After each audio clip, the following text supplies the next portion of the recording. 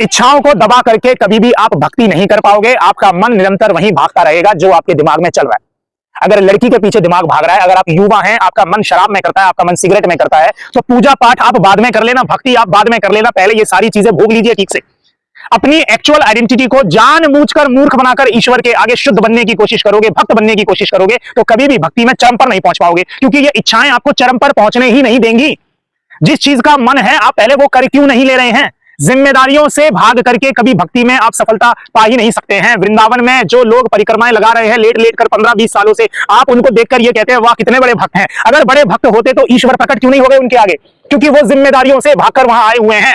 आपका मन शराब में है तो आप कंठी पहन लोगे तो मंदिर में जाकर भी दिमाग शराब में रहेगा।